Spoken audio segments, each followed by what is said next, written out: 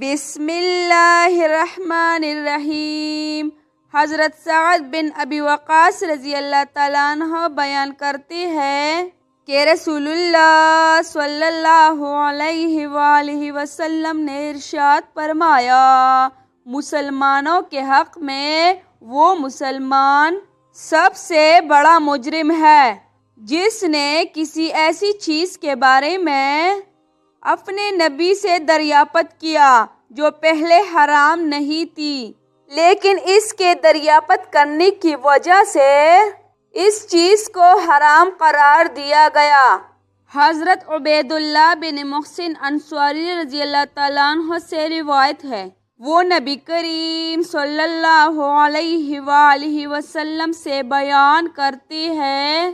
کہ آپ صلی اللہ علیہ وآلہ وسلم نے فرمایا، جو شخص صبح اس حال میں کرے کہ وہ اپنے اور اپنے اہل و عیال کے بارے میں بے خوف ہو، جسمانی طور پر غافیت میں ہو، ایک دن کا کھانا بھی اس کے پاس ہو،